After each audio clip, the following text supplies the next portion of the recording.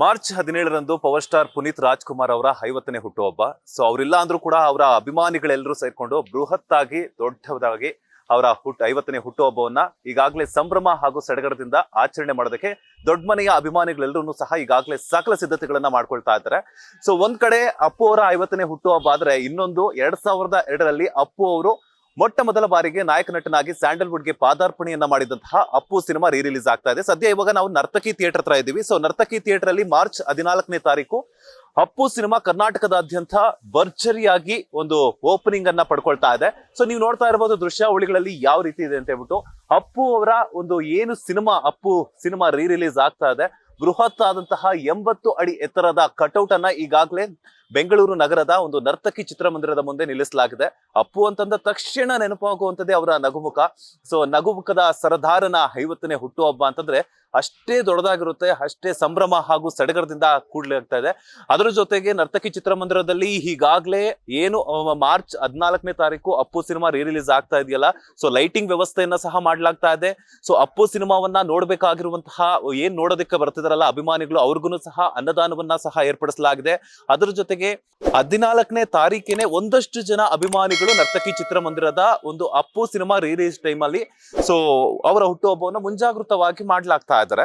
So ಸದ್ಯ ಕನ್ನಡದ ಯೋಗಿ ಅವರು ನಮ್ಮ ಜೊತೆ ಜಾಯಿನ್ ಆಗ್ತಾ ಇದ್ದಾರೆ ಅಪ್ಪು ಸಿನಿಮಾದ ರಿಲೀಸ್ ಬಗ್ಗೆ ಒಂದಷ್ಟು ಮಾಹಿತಿಯನ್ನ ನಮಗೆ ಕೊಡೋದಕ್ಕೆ. ಸರ್ ಮೊದಲನೇದಾಗಿ ನಮಸ್ತೆ, ಹೇಗಿದ್ದೀರಾ? ಚೆನ್ನಾಗಿದ್ದೀನಿ sir, super sir. Appu boss ಅಭಿಮಾನಿಗಳು ಯಾವಾಗಲೂ ಖುಷಿಯಾಗಿ ಬಿಂದಾಸ್ ಆಗಿರ್ತೀವಿ ಅನ್ನೋದಕ್ಕೆ ನಮ್ಮ ಅಪ್ಪು ಬಾಸು ಬರೋ ಅಭಿಮಾನಿಗಳನ್ನ ಯಾವ ರೀತಿ ನಗುಮುಖದಿಂದ ತಗೊಂತ ಇದ್ರು ಅದೇ ರೀತಿ ಸರ್ ನಾವು ಖುಷಿಯಾಗಿರ್ತೀವಿ. ಅವ್ರ ಎಷ್ಟರಲ್ಲಿ ಒಳ್ಳೆ ಕೆಲಸ ಕಾರ್ಯಗಳು ಮಾಡಿ ಖುಷಿಯಾಗಿರ್ತೀವಿ ಸರ್.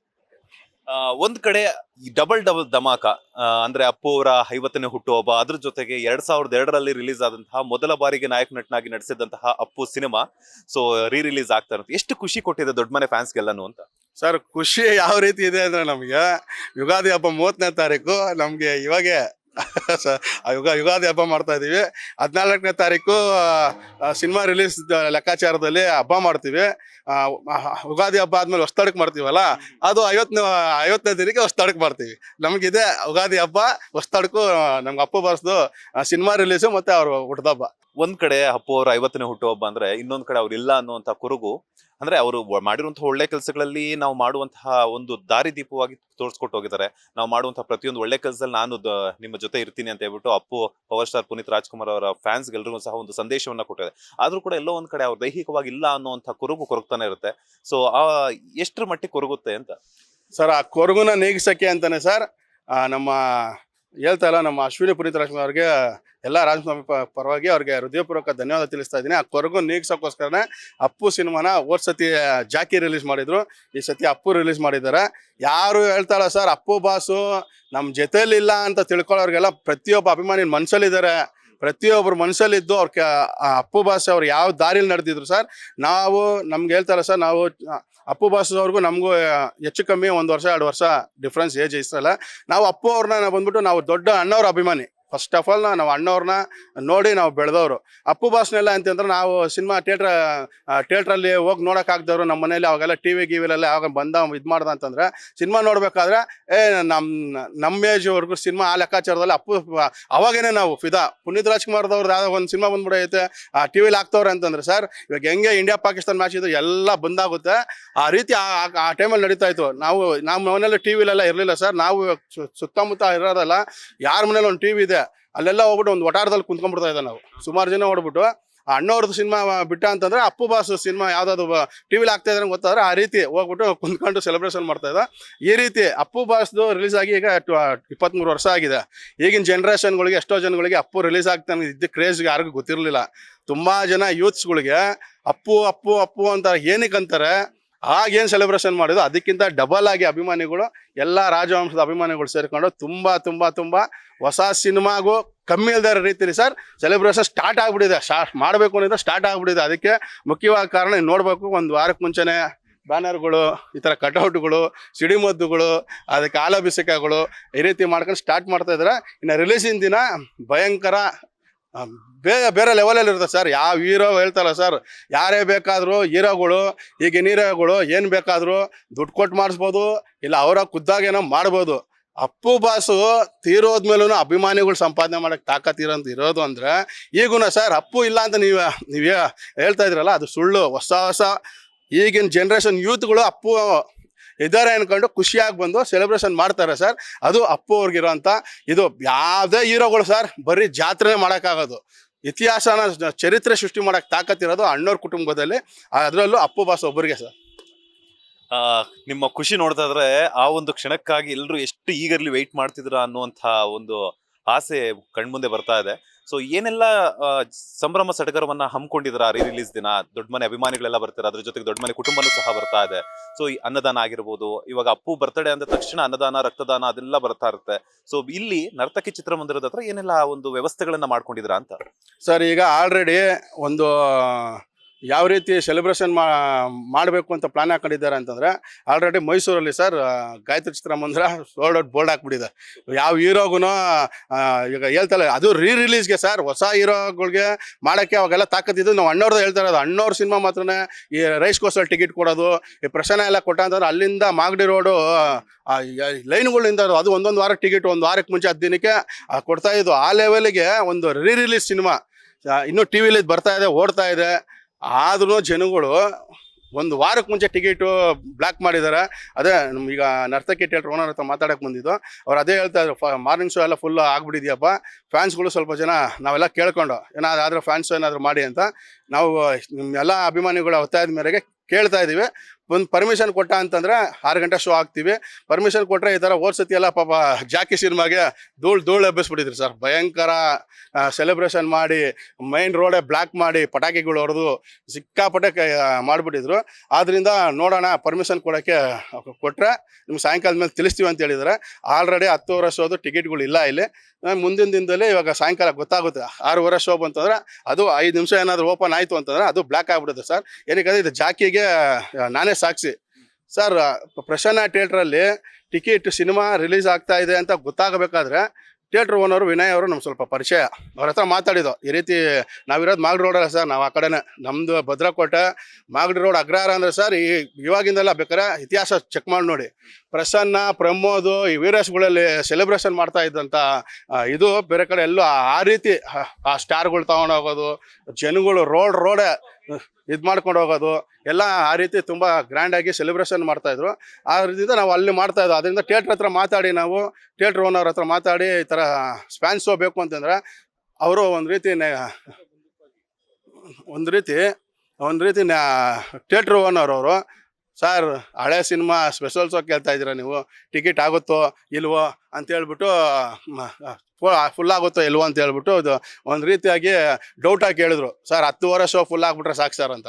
ಸರ್ ನೀವು ನಮಗೆ ಫ್ಯಾನ್ ಶೋ ಕೊಡಿ ಅಂದೆ. ಸರ್ ಎಷ್ಟು ಜನ ಟಿಕೆಟ್ ಬೇಕು ಸರ್? ನನ್ನ ಕಡೆಯಿಂದ 300-350 ಜನ ನಾವು ಕರ್ಕೊಂಬರ್ತೀವಿ, ಪಕ್ಕ ನೀವು ಸ್ಪೆಷಲ್ ಶೋ ಮಾಡಿ ನೀವು ಮಾತಾಡಿ ಅಂತ ಹೇಳ್ಬಿಟ್ಟು ವಿನಯ್ ಅವರ ಥಿಯೇಟ್ರ್ ಅವ್ರ ಹತ್ರ ಮಾತಾಡ್ದು, ಅವ್ರ ಮಗನ ಹತ್ರ ಓನರ್ ಹತ್ರ. ಅವ್ರು ಏನು ಮಾಡಿದ್ರು, ನನಗೆ ಒಂದಿನ ಟೈಮ್ ಕೊಡಿ ಅಂತ ಹೇಳ್ಬಿಟ್ಟು ಕೇಳಿದ್ರು. ಇಷ್ಟ ಟಿಕೆಟ್ ತಗೋಣ ಅಂತಂದರೆ ಇನ್ನು ಮಿಕ್ಕಿದ್ದು ಬೇಕಾದ್ರೆ ಆನ್ಲೈನ್ ಬುಕ್ಕಿಂಗ್ ಮಾಡ್ತೀವಿ, ಆರಾಮಾಗಿ 300-400 ಜನ ಬಂತಂದರೆ ನಾವು ನಮಗೇನು ತೊಂದರೆ ಇಲ್ಲ, ನಾವು ಓಪನ್ ಮಾಡ್ತೀವಿ ಅಂತ ಅವ್ರ ಹತ್ರ ಮಾತಾಡಿ ಎಲ್ಲ ಸ್ವಲ್ಪ ಆದಮೇಲೆ ಓಪನ್ ಮಾಡಿ ಪರ್ಮಿಷನ್ ಎಲ್ಲ ತಗೊಂಡು ಸರ್ ನನಗೆ ಸಾಯಂಕಾಲನೇ ಫೋನ್ ಮಾಡಿದ್ರು. ಯೋಗಿ ಅವರೇ, ಫ್ಯಾನ್ಸ್ ಓಕೆ ಮಾಡಿಸಿದ್ದೀನಿ ನೀವು ಹೇಳಿದ್ಮೇಲೆ, ನಿಮ್ಗೆ ಎಷ್ಟು ಟಿಕೆಟ್ ಬೇಕು ಫಸ್ಟ್ ತೊಗೊಂಡೋಗ್ಬಿಡಿ, ಇನ್ನು ಮಿಕ್ಕಿದ್ದು ಆನ್ಲೈನಲ್ಲಿ ಬಿಟ್ಬಿಡ್ತೀವಿ ಅಂತ. ಸರ್ ನಮ್ಗೆ ಹೇಳಿದಷ್ಟು ಎಷ್ಟಿದೆ ಅದು ಇಟ್ಬಿಡಿ, ಇನ್ನು ಮಿಕ್ಕಿದ್ದು ಆನ್ಲೈನ್ ಬಿಟ್ಬಿಡಿ ಅಂತ ಹೇಳಿದೆ ಸರ್. ನಾನು ಆ ಇದೇ ಟೈಮ್ಗೆ ಅಲ್ಲಿ ಗಾಂಧಿನಗರಲ್ಲಿದ್ದೆ, ಯಾವುದೋ ವಿಷಯಕ್ಕೆ ಅಲ್ಲಿ ಮಾತಾಡ್ತಾ ಇದ್ದೆ. ಇದೇ ಗಾಂಧಿನಗರದಲ್ಲಿ ತ್ರಿಭುವನ್ ಥಿಯೇಟ್ರ್ ಹಿಂದ್ಗಡೆ, ಅದು ಬೇರೆ ಯಾರ ಹತ್ರನೂ ಮಾತಾಡ್ತಾ ಇರಲಿಲ್ಲ.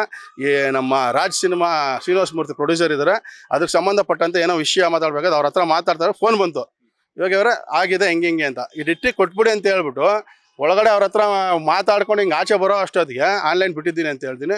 ಬೋರ್ಡು 10 ನಿಮಿಷ 15 ನಿಮಿಷನೂ ಆಗಿಲ್ಲ ಸರ್ ಹೇಳ್ಬಿಟ್ಟು ಅವ್ರು ಕೇಳ್ದಂತ ನಾನು ಟಿಕೆಟ್ ಎತ್ತಿಕೊಂಡೆ ಅಪ್ಪ ಅಂತಂದರೆ, ಸರ್ ನಿಮಗೆ ಅಂತ ಹೇಳಿದ್ದೆ, ಆನ್ಲೈನ್ ಬಿಟ್ಟಿದ್ದೇನೆ, ಅವ್ನು ಬ್ಲ್ಯಾಕ್ ಮಾಡಿದ ಎಲ್ಲ ಆಗ್ಬಿಟ್ಟಿದೆ ಅಂದರೆ, ಅಲ್ಲ ರೀ ಫ್ಯಾನ್ಸು ಅಂತ ಮಾತಾಡಿ ಇದು ಮಾಡಿ ನಾವು ಏನ್ರಿ ಮಾಡೋದು ಹಂಗೆ ಅಂತ ಸುಮಾರು ಗಲಾಟೆ ಮಾಡಿದ್ಮೇಲೆ ಸುಮಾರು ಅಭಿಮಾನಿಗಳು ಆನ್ಲೈನೆಲ್ಲ ಸಿಕ್ಕಾಪಟ್ಟೆ ಜನ ತಗೊಂಬಿಟ್ಟಿದ್ರು.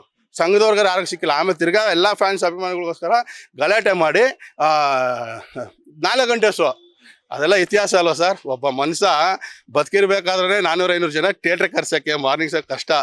ಅಂಥ ಟೈಮಲ್ಲಿ 6 ಗಂಟೆ ಶೋ ಸೋಲ್ಡ್ ಔಟ್ ಆಗಿ 4 ಗಂಟೆ ಶೋನು ಹೌಸ್ಫುಲ್ಲು. ನಮಗೆ ಫ್ಯಾನ್ಸ್ಗೆ ಎಷ್ಟೆಷ್ಟೆಲ್ಲ ಬೇಕು ಎಲ್ಲ ಎತ್ತಿಕೊಂಡು ಬಿಟ್ಟರು ಎಲ್ಲ ಹೌಸ್ಫುಲ್. ಆ ರೀತಿ ನಮ್ಮ ಅಪ್ಪು ಬಾಸ್ ಇರೋ ಕ್ರೇಜು ಸತ್ತ ಮೇಲೂ ಅಭಿಮಾನಿಗಳನ್ನ ಹುಟ್ಟಾಕಕ್ಕೆ ಚರಿತ್ರೆ ಸೃಷ್ಟಿ ಮಾಡಕ್ಕೆ ತಾಕತ್ತಿರೋದು ನಮ್ಮ ಅಪ್ಪು ಬಾಸ್ ಒಬ್ಬರಿಗೆ ಸರ್. ನರ್ತಕಿ ಚಿತ್ರಮಂದಿರದಲ್ಲಿ ಅಪ್ಪು ರಿಲೀಸ್ ದಿನ ಅಂತೂ ಎಲ್ಲಾ ರೀತಿಯಂತಹ ಸಕಲ ಸಿದ್ಧತೆಗಳನ್ನು ಮಾಡ್ಕೊಳ್ತಾ ಇದ್ರ. ಅದ್ರ ಜೊತೆಗೆ ಇನ್ನು 17ನೇ ತಾರೀಕು ಅಂದ್ರೆ ಕಂಠೀರವಷ್ಟು ಗೊತ್ತಿರೋದು ಅಲ್ಲಿ ಅಪ್ಪು ಅವರ ಸಮಾಧಿ ಅಂದ್ರೆ ದೇವಸ್ಥಾನ ಅಂತಾನೆ ಹೇಳ್ಬೋದು. ಸೊ ಅಲ್ಲಿ ಏನೆಲ್ಲ ಪ್ಲಾನ್ಸ್ ಮಾಡ್ಕೊಂಡಿದ್ರ ಅಂತ ಸರ್? ಅಲ್ಲಿ ಅದು ಹೇಳಿದ್ನಲ್ಲ ಸರ್ ನಿಮಗೆ, ಅದು ಸೋಮವಾರ ಇರೋದ್ರಿಂದ ಸ್ವಲ್ಪ ನಾನ್ ವೆಜ್ದು ಸ್ವಲ್ಪ ಮನೇಲಿ ಡಿಸೈಡ್ ಮಾಡಬೇಕು. ಸೋಮವಾರ ಯಾರು ತಿನ್ನಲ್ಲ, ಇದು ಮಾಡಲ್ಲ. ಅದರಿಂದ ಇದ್ದ ಅಂದರೆ ವೆಜ್ಜು ಅನ್ನದಾನದ ಏರ್ಪಾಡು ಇದ್ದೇ ಇರುತ್ತೆ ಅಪ್ಪು ಬಾಸ್ ಇದ್ರಲ್ಲಿ. ಹೋದ್ಸತಿ ಎಲ್ಲ ಬಿರಿಯಾನಿ ಮಾಡಿದ್ರು ಸರ್. ಏನು ಬೆಳಗ್ಗೆಯಿಂದ ರಾತ್ರಿವರೆಗೂ ಬರೋವ್ರಿಗೆಲ್ಲ ಸರ್ ಬಿರಿಯಾನಿ, ವೆಜ್ ತಿನ್ನೋರು ವೆಜ್ಜು, ತಿನ್ನೋರು ನಾನ್ ವೆಜ್ಜು. ಇದು ಸೋಮವಾರ ಬಂದಿರೋದ್ರಿಂದ ನೋಡ್ಬೇಕು ಸರ್ ಯಾವ ರೀತಿ ದೊಡ್ಡ ಮನೆಯಲ್ಲಿ ತೀರ್ಮಾನ ತಗೊಂತಾರೆ. ಇನ್ನೊಂದು ಜನಗಳಿಗೆ ಇಷ್ಟ ಆಗೋ ರೀತಿ ಅಂತಂದ್ರೆ ಆಲ್ಮೋಸ್ಟು ಸೋಮವಾರ 90% ವೆಜ್ಜೇ ತಿನ್ನೋದು, 10%ಗೋಸ್ಕರ ಇದು ಮಾಡೋಕ್ಕಾಗಲ್ಲ.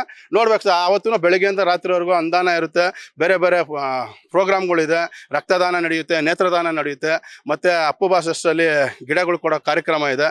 ಸುಮಾರು ಎಲ್ಲ ಸರ್. ನಾವು ಅಪ್ಪು ಬಾಸ್ ಹೆಸರಲ್ಲಿ ಏನೇ ಕೆಲಸ ಮಾಡಿದ್ರು ಅಪ್ಪು ಬಾಸ್ ಹೆಸರು ಉಳ್ಸೋರು. ಇವಾಗ ಯಾರ್ಯಾರು ಏನೇನು ತಿಳ್ಕೊಂಡಿದ್ದಾರೆ ಅಪ್ಪು ಬಾಸು ಇಲ್ಲ, ಅವ್ರ ಕತೆ ಮುಗೀತು ಅನ್ನೋರಿಗೆಲ್ಲ ಅಪ್ಪು ಬಾಸು ಹೋದ್ಮೇಲೂ ಅಭಿಮಾನಿಗಳು ಸಂಪಾದನೆ ಮಾಡ್ಕೊಂಡು ಎಕ್ಸ್ಟ್ರಾ ನೀವು ಬೇಕಾದ್ರೆ ಶುಕ್ರವಾರ ಬೆಳಗ್ಗೆ ಬಂದು ನೋಡಿ ಯಾವ ರೀತಿ ಯಂಗ್ಸ್ಟರ್ಗಳು ಇರ್ತಾರೆ.